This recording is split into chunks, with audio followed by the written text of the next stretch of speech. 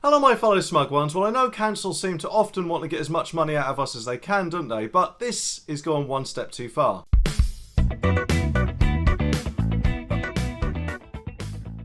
Okay, this story is from the Daily Star and it says, Fuming drivers fined £70 after council paints yellow lines under their parked cars. Well, I know what you're thinking, because to be honest, it's probably exactly the same as what I was thinking. How the hell can they do that? Do they have someone like, I don't know, Richard Hammond or something going under there with a tiny paintbrush? But let's read on and see exactly what happened. Residents of the quiet street in Berkshire were not warned of the roadworks beforehand and were shocked to find £70 penalty notices on their cars yesterday. Cars on Blackthorn Close were supposedly lifted by a crane on a truck before being placed back down on the yellow lines yesterday. And unfortunately, this seems to be where we are in 2021. No longer do they just try to track down whose car it is and ask them to move it, or maybe even paint the lines after the car is gone. Nope, not anymore. They just turn up with a giant lorry to lift your car, which may cause damage to it, and then paint the lines, and then re-put your car down there without any word of warning or anything. It's just absolutely ridiculous, isn't it? There should have been a warning. I mean, it's like me turning up at their council offices and perform my standout karaoke gig, which often has a reputation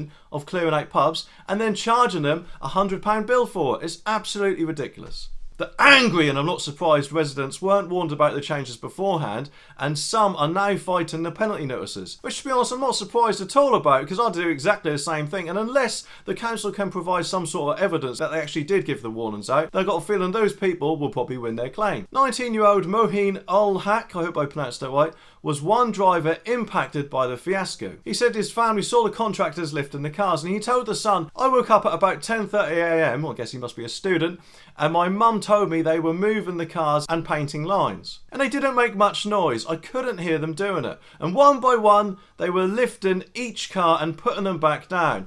I got there and my ticket had been issued at 11:20 AM, which, you know, 50 minutes is actually quite quick for a student to crawl up out of their pit and get going for the day. A local councillor has since come out to support the residents' claim that they were blindsided by the roadworks, admitting the lines were freshly painted. Councillor Shirley Boyd claimed that she offered to place letters on each car parked there, but the council insisted that, of course, would not be necessary, as parking restriction cones would then be placed on the street beforehand. But of course, this didn't happen. Which, to be honest, doesn't really surprise me with councils. I mean, at times it seems like they can't organise a pee-up in a brewery, doesn't it? But don't worry though, because a council spokesman has apologised for the most recent debacle, calling it an unfortunate coincidence that the parking enforcement contractors were in the area at the same time as the repainting. And yes, of course, that does seem to be a strange coincidence, doesn't it? Almost as if they may have got wind of it beforehand and thought, ooh, I might beat my personal best here.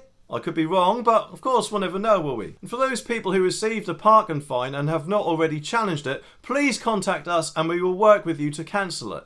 We entirely accept that these have been issued in error. Which, to be honest, is actually quite good that they've at least held their hands up to it, because that must have been stressful for some people. YouTube's algorithm thinks you'd like to see one of these videos next, so let me know if it's right.